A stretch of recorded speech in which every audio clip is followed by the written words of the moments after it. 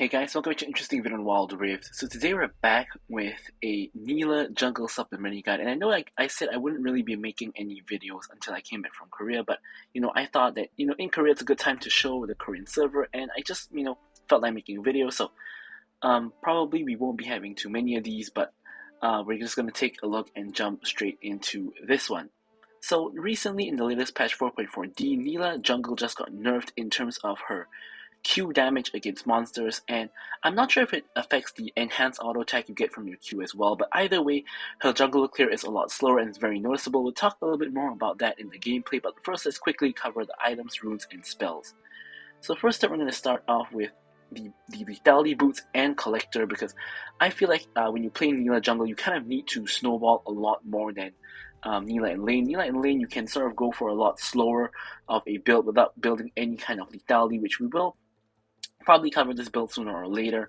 Might even be in the next patch, but here you want to go for the Boots of Dynamism into the Collector. Basically, this is just for the armor pen, and of course this is for an armor pen as well, but you start off with a little bit of AD and crit.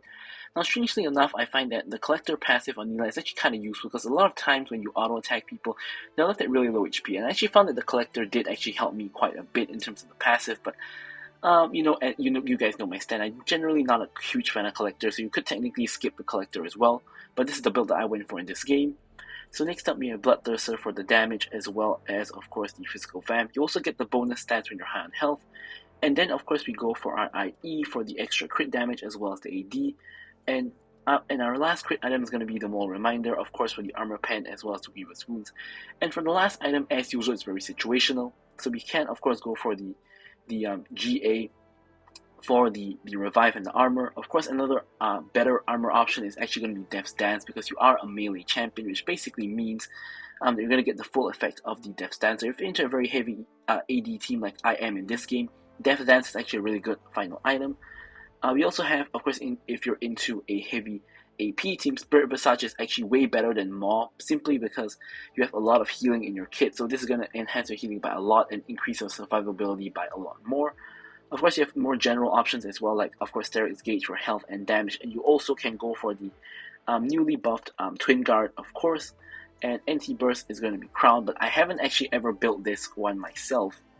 So for the runes, you are actually not going to go for Conquer, but you're going to go for First Strike, because First Strike is actually going to allow you to quickly jump in with your EQ, burst somebody down instantly, and you can pretty much one-shot people when you get to, like, 3 items or so, and that's actually really, really strong. You're actually going to kind of see that a little bit later on in the gameplay. So here I like to go for Triumph, because generally you're going to find yourselves in a lot of team fights as the jungler, and getting that extra health and mana restore is actually very helpful. Whereas with Brule, you don't actually auto attack that much as Nilah in the jungle, because it obviously doesn't work on jungle monsters, and when you use it against champions, you actually are using your spells a lot more, because you're trying to burst them down instantly. So I actually find Triumph to be better. Of course, Giant Slayer here, because it's the rune that gives you the most damage in the slot. We take Legend Alacrity for the attack speed, because we have no attack speed at all in our build. And we go for Sudden Impact, which of course gives you the 13 armor pen whenever you dash, which is pretty much going to be the start of all of your combos. So this is 13 armor pen plus 10 here and another 10 here. That's pretty much why we're going for so much armor pen at the beginning to snowball. And of course for the spells, it's obviously going to be Flash and it's going to be Smite. But with all that out of the way, let's jump into taking a look at the Korean server gameplay. Okay, so now onto the gameplay. Now I used my AirPods to actually record the first part on the loadout, and I listened back and the quality wasn't too good, so I'm trying to use my actual computer mic to actually record, because obviously I'm in Korea. I don't have my recording equipment with me, but we're gonna try our best anyway. We're gonna see how it goes with both the AirPods as well as, of course, the system setting, which is basically your computer mic, and hopefully the quality isn't going to be too bad. And we're also going to be, aside from talking about Nilah in the jungle herself, we're also going to be talking about a little bit about some things I see in the Korean server, which I'm just going to really point out when it comes up. And I think the quality of the player plays here are a lot higher, and the players are basically, the standard is just generally higher. But we're not here to talk about that. We're here to talk about Nilah. So first up, one thing you want to know is when you're doing your jungle camps, you want to focus the you want to swap between focusing monsters, because you're going to be doing AoE damage. So you don't want to just focus one and then kill one and focus the other one. You want to like kind of swap back and forth in terms of targets between the two, so they both die at the same time and you can overall clear faster.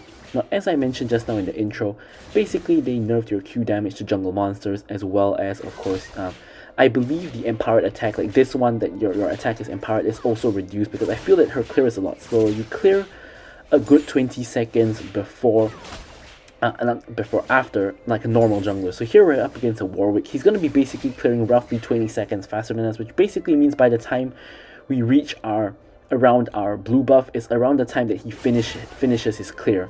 So this is a major disadvantage, because if people know that you clear really slow, which most people will figure it out after a while, they will invade you. So this is kind of why Nilah in the jungle isn't very good anymore, although she can still work. So speaking of which, here as I make it to my blue buff is when Warwick comes in. So here I'm going to go on him straight away, because I pretty much don't have a choice here. I try to smite for health, and pretty much you can see that I'm losing, so I'm going to just run away. He flashes after me, and because he pops his W, there's no escaping, so I'm going to be forced to basically fight him. Now, I was really close to actually killing him, but my Garen unfortunately was tied up with fighting Darius and couldn't really come behind to help me out, but thankfully Orianna does see the Warwick and does come on the rotation to get the counter kill. So overall it's kind of even in that aspect. Off of that, I'm able to actually get the lethality boots on off of that death, and I'm back here to clear my jungle. So you can already see the biggest problem with Nilah in the jungle, which is basically the fact that you clear super slow. So even if the enemy jungler full clears, they can basically come in and invade you, and also it's really just painful to clear the jungle on your first clear.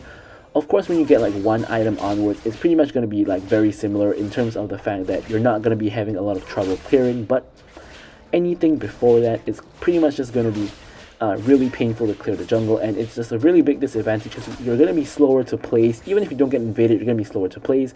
You're very likely to get invaded in the first place, like what happened to me here, and pretty much because of that, I think that Nilah in the jungle is not that great. But of course, when you get like 2-3 items, you're going to be super duper strong, and you're really strong carry. I still think Nilah jungle is better than Twitch jungle though, because Twitch jungle, his first clear takes 40 seconds longer than normal junglers, which is 20 seconds longer than Nilah herself. So his clear is completely trash. But of course, with Twitch, you kind of don't really want to clear. You want to more like take your red buff and gank and things like that. It's a really cheesy pick, which used to be able to clear very well, and that's why it was so OP. But now you pretty much can only get gold from ganking, which pretty much makes him a pretty bad jungler as well. So here Warwick comes in again, but this time he makes a really big mistake, because Orianna is here to rotate, and here we are pretty much catching him out. I come in with the ulti, we ult him down, and I'm able to actually barely pick up the kill. And here the bot lane is here, so I'm trying to go onto the bot lane. Actually, the Tristana ults the Varus away, and I get exhausted, so I'm just going to back off, and they're going to actually finish off the kills. Now here I'm actually waiting for Yone, because I think I can kill him, but the issue is that he flashes my Q, which actually reduces my damage. I pop my W, and we're in a full-on fight. Here you can see I barely lost by about 1 to 2 auto attacks, which if I actually hit that Q, might have been able to kill him. Or if I hit that Q, definitely he would have died to the Orianna here, but I might have been able to kill him without dying. So I guess you could say that he did really well to flash my Q, which basically is where all of the damage comes from. Up in the top lane, some random shenanigans happening with Garen flashing in with the ulti and Darius flashing to the side. I have no idea what's going on over there. But anyways, we're going to go back to the jungle. A huge shenanigans happening in the mid lane, but we can't really rotate there because it's right near the enemy tower and we can't really do much to help. So I'm just going to quickly clear out the red buff and then rotate over to the top side. And we're going to clear the blue side. So pretty much you want to try to clear whenever your camps are up. And of course, when objectives are up, you want to go for the objective. So here we actually saw Warwick in mid pathing into the Rift Tower area. So I'm pinging for help at the Rift Herald because I do want to contest the Rift Herald, because Warwick himself is actually not that strong. So we are actually able to fight him. I'm going to actually show you how and why. So here you can see I'm just coming in. I instantly just combo him with the first strike, use all of my spells. Basically, he nearly gets one shot. He tries to smite for health and you kill him. Now the issue here is that my team is slow on the rotation. The enemy team makes it here faster. I get hit by Yone's whole combo into the Darius ult, which gives Darius the reset and allows him to basically kill my team. I tried to dash through the Yone to prevent myself from getting hit by his ult, if you guys saw over there, but it wasn't too successful, and Yone still got the ult off on me, and I did end up dying. So the enemy team gets both the Herald and the Dragon, which is kind of a disaster. So this is kind of a really messy game, because I feel like this game does show both the strengths and weaknesses of the champion. Like you can see, like you know, the poor clearing, the proneness to invading, but you can also see like the one-shot potential. And just from that kill onto Warwick, we are at like 0 items. We just got the collector off of this death. We were basically at 0 items at that point in time. We only had our boots, and you can already see that you basically go in with the double tap E, which basically activates your Q, and then you auto and you E, and then your ult, and basically he goes from 100 to nearly 0. And of course, when you get more items, you literally can one-shot someone with the combo. Here Yone tries to go in on Orianna, but we happen to actually be here just farming, so we can basically just deter him from really doing anything to the Orianna. So he just gets a small trade, which of course is not nothing, but not too significant. So here we're gonna go ahead and continue our clear. Basically, the general rule of thumb is you want to clear your camps whenever they're up, unless there's a play to be made. Here, unfortunately, my support died, so I'm kind of hovering here because I think they're gonna make a play on the low HP Tristana on the tower, but I get spotted by Warwick. Orianna comes to back us up as well, and Tristana is now basing. Now Orianna gets caught by the root and into the Yone ultimate, and basically just gets one shot. Thankfully that wasn't me, I guess, but basically the Orianna just gets one shot from 100 to 0, gets chain CC'd and just dies, so not much we can really do to help her there. So we're just going to back, and we're going to start building towards our Bloodthirster. And now we're going to head over to the red buff, or we were, and this is one of the key differences. So you can see Orianna on the map. You can replay it if you guys didn't see it. Orianna actually pings me to take her wave, because the reason is because she's dead, and she's going to take time to roll back to lane, so she's actually going to miss that whole wave. So even though the jungler gets reduced gold and XP from the minions, it's still better for me to get the reduced gold and XP compared to no one getting it, because she's not going to get it because she's not going to reach in time. So this is a really big difference that I see.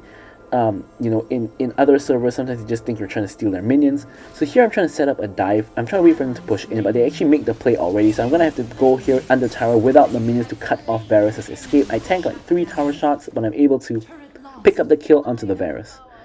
Now Warwick actually comes in for a quote-unquote counter gank, but the issue is he's going in 1v3, so now he's in trouble. He's running away. And here I try to go in on him, but he happens to ult at the exact same time. I ult to get back my health, and I'm able to actually kill him with the help of my team. Of course, I have both Orianna and Karma to shield me, so I shouldn't really be dying there, which of course I did not. So we are able to get the kill on him, and of course pick up the red buff as well while we're at it. Here Yone is going for a play on Tristana. He whiffs the ult, and I'm trying to go back to help out. And he's able to take the blast plant out to safety, so unfortunately we're not really able to do anything to him. Here again, we're back to clearing our jungle. When in our downtime, we want to make sure all the camps are down. This is how you really maximize farm, and if you do it very well, you're going to get a lot of gold without even needing to kill anybody. But of course, if you get farm from jungle and you get kills as well, you're going to be incredibly fed. If we look at my gold now, I have the most gold in my team at the moment, just over 7k, and about the same as Varus and Yone, who are the most fed members in the game. Now here, it's kind of a big miscommunication. You can see here, Orianna is behind hovering me, and we're trying to contest these 2 jungle camps, which the enemy team is interested in invading. So here I secure the grab, and here I'm actually going in, but Orianna actually just walked away. So now I'm 1v2, and I managed to do a decent amount of damage, but obviously I'm not fed enough to really fight them 1v2, so I do end up dying. But basically this death is kind of needless, because I thought that Orianna was behind me, which she was for the first like 10 seconds, and then she just walked away when we were still contesting the camps. So that was kind of, you know, not too good, because basically I ended up dying there because Orianna just walked away. But anyways, it is what it is. Instead, a play is being made on the bot side from my team, but nothing too much really comes of it. And now we're at 2 items, so we have now the Collector as well as the Bloodthirster, and now we're going to start to do damage. Now, Dragon is alive, and my team is in no position to really contest it. They're kind of really far away. So here what I'm trying to do is I'm trying to clear out the minions so that they don't die to the tower, and I'm trying to see if I can get in here, but unfortunately there's a controller that spots me, and the dragon is already gone, so I'm just going to have to walk away. Thankfully I don't get Varus ulted or something like that. And yeah, I'm back to clearing the jungle. And yeah, nothing much we can really do here. So enemy team 100% objective so far. Warwick flashes in. I use my W to help out my Karma, but she ends up dying. And now Yone is here as well. I pick up the red buff and I'm gonna dash and flash away to prevent myself from dying.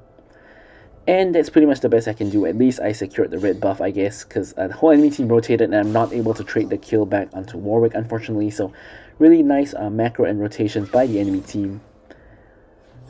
And here, again, we're just going to clear the minions to make sure they don't die to the tower. And then we're going to go back to the jungle to maintain our farm. We're now at like 9k gold, which is actually... it's actually like on par with, again, the Yone and the Varus, who are also at the same amount of gold as me. So basically, you know, we all have similar amounts of kills, and I have a lot of jungle farm, they have a lot of lane farm, and we're basically just keeping up. So we're really in a position to make something happen in this particular game. Darius comes in. I pop the W for the movement speed, as well as, you know, blocking the Darius slow for the Garen, and Garen is actually able to escape.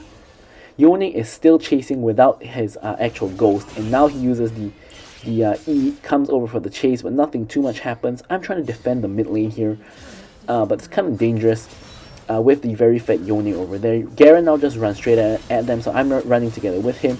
The root somehow actually hits both of us. I use my QSS and I'm actually able to trade the kill onto Zyra before dying now. Obviously, the moment I got hit by that root, I felt the chance of me dying was pretty much 100%. So I QSS instantly to trade the kill onto the Zyra. I felt it, by the way, QSS really important in this match because we have Warwick ultimate they can QSS, we have Varus ult they can QSS, we have Zyra root they can QSS, so a lot of value there. And it's going to help you to either survive or, you know, at least do what I did here, which is to trade the kill. Without the QSS there, I would have just instantly died and nothing would have really, you know, we wouldn't really have gotten anything at all. So we are able to trade the kill, and we are, you know, still maintaining the same amount of gold as the Varus and Yone. Of course, they've gotten a little bit more fat now, but we're kind of still in the same ballpark. Here Darius, I think, tries to run it down. I guess he's like tilted or something, but he just basically just runs at us, and we're gonna pick up the free kill. Thanks for that.